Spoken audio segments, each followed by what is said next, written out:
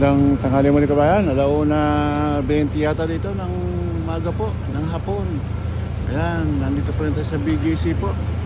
Inaalala natin itong mga kon dito para makita niyo po. May idea tayo kung kayo masyal dito. Maganda po rito. Para ka nasa ibang lugar po. Kakaibang mga building. Para nakita niyo po. Tapos mga building dito. Kaibigan, maraming foreigners. Marami ring mga locals. Pero kalimitan nagpupunta rito po yung mga galing abroad na, meaning galing na ibang lugar sa mundo, Amerika, Australia, UK, ganyan, France, Canada, alam nyo na, Saudi, ganyan, galing sila sa ibang lugar. Kaya punta rito. Yung kabilang kaibigan, yung Hyatt, Grand Hyatt, di Uptown Residence. Ayan. Kaya po, sa kaibigan kaya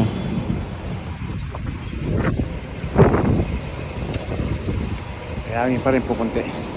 Ayan. Kaibigan, pasok tayo sa loob, kaibigan. Pasok tayo sa loob. Andiyan na yung dalawa. Yung dalawa, kaibigan. Nag-aantay na po. Ayan, ulitin po natin sa gilid po. Ayan, ito nyo po. Ayan po, kaibigan. So,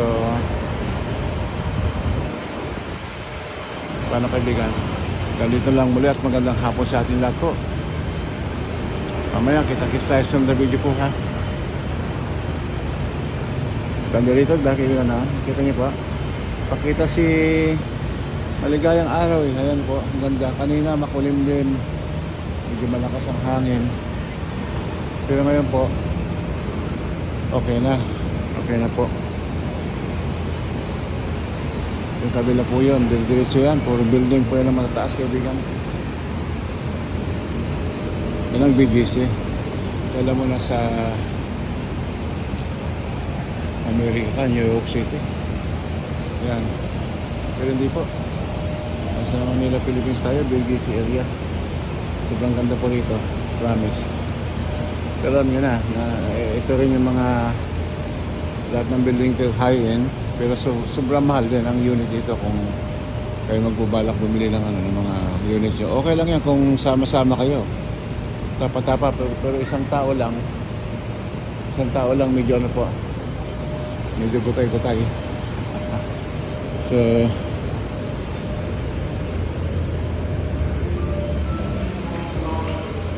kaibigan, dito lang tayo.